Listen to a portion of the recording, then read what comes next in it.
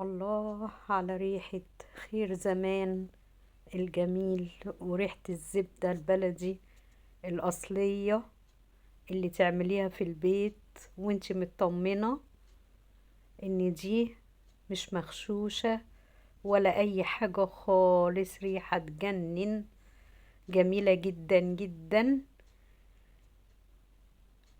بألف هنا وشفا لكل اللي يجرب الطريقة دي، وعاملينها كل حاجة من بيتنا.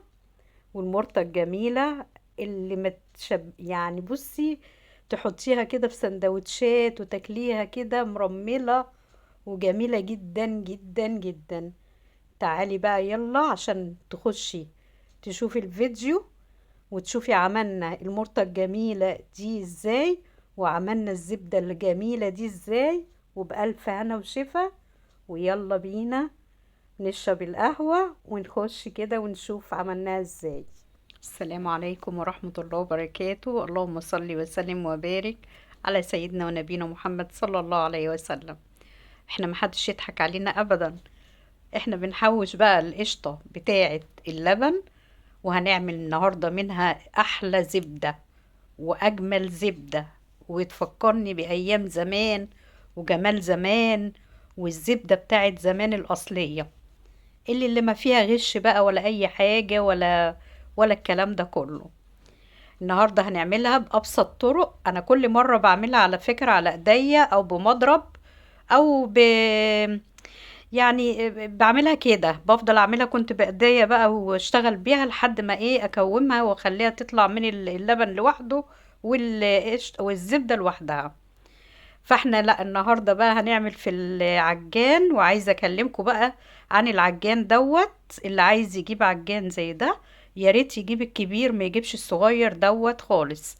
ولو جاب العجان وجاب معاه شبشق بتاعه، ما يستعملش الشبشق خالص نهائي، عشان انا استعملت الشبشق كتير قوي وكذا مرة يتفتح من تحت كده وميبقاش كويس. الحمد لله انا جايبه الصغير دوت على اساس ان هو بيشيل نص كيلو دقيق والكلام ده كله. ف يعني النصيحة مني برضو، اللي عايز يجيبه ويجيبه اللي هو الكبير. هو ما شاء الله نوعه حلو وكل حاجة، بس عايز الكبير مش عايز الصغير. هسيب هنا بقى، انا بكلمكم ليه بقى عشان اضيع وقت. هسيب بقى اللي يعمل كده، هتحس ان هي هتبقى مية كأنها مية كده في الاول، وبعد كده بقى هتسيبيه لحد ما يشتغل خالص مع نفسه كده ويفصل هيبقى حبيبات. وبعد الحبيبات كده هتلاقيه فصل وبقى مية. بس عشان يفصل بقى اكتر ونخليه بسرعة، هو في حاجتين احنا هنحط هنا بقى 3 معالق خل. بدل الخل ده ممكن فيه حاجة اسمها منفعة، بس طبعا احنا ما عندناش هنا في مصر المنفعة دي، فاحنا هنستبدلها بالخل. هنحط خل وهنحط حبة معلقة ملح صغيرة. اولا الملح ده هيخلي لي المرطة طعمها حلو، وفي نفس الوقت كمان الخل والملح المفروض كانوا يتدوبوا مع بعض ويتحطوا، بس انا بصراحة نسيت. فما يجراش حاجة خالص، حطيتها كده وان شاء الله برضو هتطلع وهتبقى زي الفل. خليكي بس معايا كده، وان شاء الله باذن الله هخليكي اشطر بنوتة في الدنيا ان شاء الله باذن الله. بس بالله عليك يعني بتصلي كده على الرسول صلى الله عليه وسلم كده، وتقولي لي في الكومنتات ايه رأيك في قناتي. ولو عجبتك يا ريت يعني فضلا وليس امر، يا ريت يعني لايك وشير وسبسكرايب عشان القناة كده تنتشر كده بيكم وليكم، ونستفاد من بعض يعني. ان شاء الله باذن الله هيبقى حاجات كتير باذن الله، خير باذن الله. خبرة يعني. احنا كان عندي القناة اللي قبل كده مش هفضل اقول كل شوية عليها، فخدت يعني كل حاجات، يعني حاجات كتير قوي كانت فيها بصراحة، بس يلا راحت لصاحب نصيبها. بصوا بقى، شايفين ما شاء الله بقت عملت زي الحبيبات ازاي، وبعد الحبيبات هتفصل بقى، هتبقى في مية كده، اللبن هيبقى لوحده والزبدة دي هتبقى لوحدها، هتشوفوها دلوقتي. انا مش بعلي خالص البتاع، انا موطياها خالص، يعني انا سايباها تضرب كده براحتها كأنك بالظبط بتعمليها بمضرب يدوي او مضرب اللي هو الكهرباء. بس بالراحة، يعني مش هتعمليها بقوي.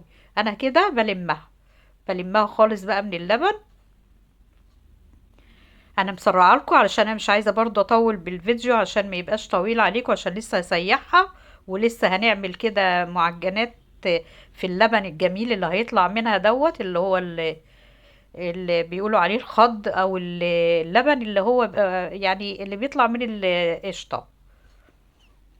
فهتبقى يعني كلها جميله جدا وهيطلع منها عجينه حلوه قوي.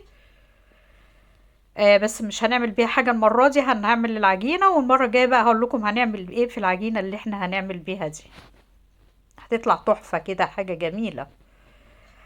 بكعورها بقى كده وبحاول ان انا ادوس عليها، بس مش تدوسي عليها قوي، يعني مش تدوسي عليها ان تفعصيها كده جامد، لا. هي برضو خفيفة لسه، فما تدوسيش عليها قوي. انا هنا حطيت اللبن، بس هنا هحط كوباية مية عليه تاني.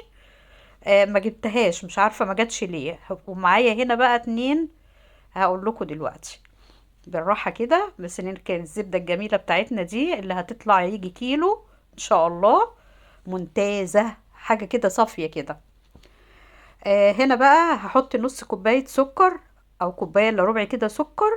وهنا هحط كمان كيسين خميرة فورية، اللي هي الخميرة دي. وهحط كيسين فانيليا. وهحط 2 بيضة، عشان انا هعمل كيلو ونص دقيق او كيلو وربع دقيق. خلينا نقول كيلو وربع دقيق عشان هو مش كيلو ونص خالص. بس هيطلع منه كميات بقى ما اقولكمش بقى، ان شاء الله الفيديو اللي بعد ده هتشوفوا اللي هيطلع منه ايه. حطينا كده الفانيليا وحطينا هحط البيضتين، وهسيبها بقى تضرب. وكمان هقول لكم دلوقتي هحط كمان ايه كمان، كوباية زيت. كوباية زيت كده هتتحط معاها، هتخلي لي بقى العجينة دي ناعمة وجميلة جدا. وعندي هنا كيلو من الدقيق هنخله. تمام.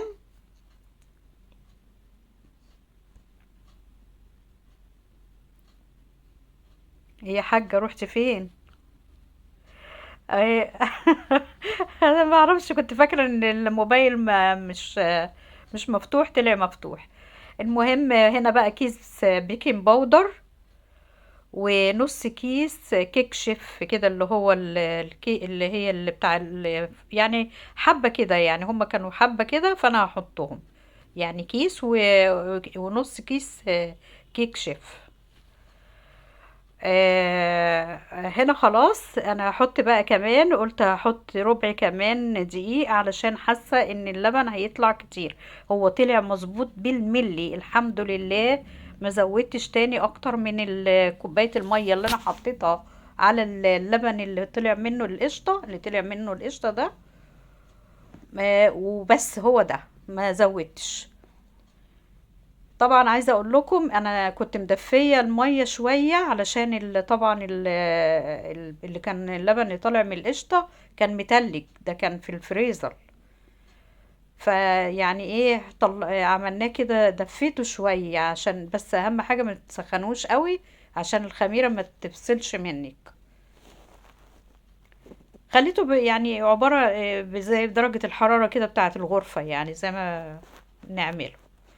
هغطي بقى دي واسيبه على جنب ديت واركنها على جنب. ونبتدي بقى نشتغل ايه في الزبدة.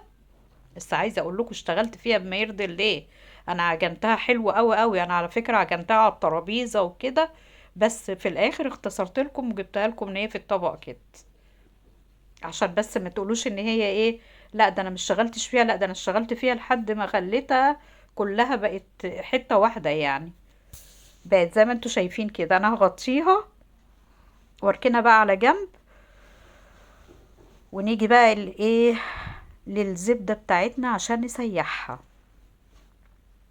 ما شاء الله زي ما قلت لكم كده، هتطلع معانا كيلو بالظبط. عشان البطرمان اللي انا هحطه فيها دي انا ما وزنتهاش بصراحة، ما وزنتهاش خالص. لا وزنت القشطة قبل ما اعملها، ولا وزنت الزبدة بعد ما عملتها. بس دي ان شاء الله بإذن الله كيلو عشان البطرمان اتملى للآخر. هحطها بقى في الحلة دي. انا بحب اعمل كل حاجة في الألمونيا، على فكرة بحب الألمونيا اوي. احطها وهروح حطها على البوتاجاز معاكم، وهوطي عليها قوي اول ما تفك. اول ما تبتدي ان هي تفك كده وطي عليها. كل حاجة عايزة الصبر. يعني انا قلت قبل كده في فيديوهات كتير ان لازم وانتي واقفة على البوتاجاز ما تستعجليش. الحاجات اللي زي دي بتبقى حساسة، فلازم تصبري عليها. مش مجرد ان هي تعمل معاكي لبن كده تقولي خلاص بقى لا كده اقفل عليها. لا، وطي عليها النار خالص، وهتلاقيها فصلت زي ما هتشوفيها كده بالخطوات بتاعتها كده. هي طبعا باختصار، يعني انا بختصر لك في الفيديو، مش همشي معاكي واحدة واحدة علشان ما تزهقيش مني. بس خليكي انتي صبورة على الحاجة اللي انتي حطاها. هتبقى لونها الذهبي الفاتح، مش هتبقى غامق. اوعي تقفلي عليها وهي لونها غامق، علشان هتلاقيها اتحرقت منك. الذهب الفاتح ده وتروحي قافلة عليها النار، هتبقى معاكي كده بالطريقة دي. انتي كده شايفاها ان هي فاكراها ان هي محروقة. هي مش محروقة خالص، وهوريكي دلوقتي المرطة ان هي عاملة ازاي. لكن الارض بتاعت الحلة هي اتلسعت من حبة اللبن اللي كانوا فيها. هي لسه كان فيها حبة لبن كده، فاللبن ده جه في القاع بتاع الحلة فلسعها كده. هوريها لك دلوقتي هي ملسوعة ازاي. لكن المرطة طالعة تحفة. المرطة بتاعتها طالعة جميلة جدا. بالله عليكي ما تزهقيش من رغي ولا من كلامي، والله هتستفادي. يعني اهو بصي، شايفة اللون؟ حتى برضو انا هقربها لك اكتر عشان الضوء عامل. فانا هوريكي ان هي بصي فاتحة ازاي. هي كده اللون ده والله. هي فاتحة كده مش محروقة خالص. اللسعة اللي في الارض دي بتاعة الحلة، زي ما بقولك هم حبة لبن كده وصلوا للقاع فعملوا كده، عملوا الارضية دي. ورك ما حطيتها في المية وحطيت الحلة على البوتاجاز، راحت قبة على طول القشرة دي. وانا ما كنتش عايزاها، انا مش عايزاها تطلع معايا في المرط. يعني انا لو كحت الحلة شوية هتطلع معايا القشرة اللي في الارضية دي، وانا مش عايزاها. احط المرطة بقى دي. المرطة دي حبيبتي، لو عندك مش هتحطيها في المش هتبقى تحفة. ما عندكيش مش وبتحبي تاكليها كده، انا بحب اكلها بصراحة كده. وما عنديش مش، لو عندي مش والله لحطها فيها. المش بيبقى جميل جدا جدا لما تحطي فيه المرطة الجميلة دي. ودي مرطة بقى أصلية، يعني انت اللي عاملاها بإيديكي واثقة فيها. يا رب النهاردة الفيديو يعجبكم ويكون ينول رضاكم. واستنوني بقى في الفيديو اللي بعد كده هقول لكم بالمعجنات احنا عملنا ايه. في رعاية الله ومع ألف سلامة، ويا رب يكون فيديوهاتي بتعجبكم.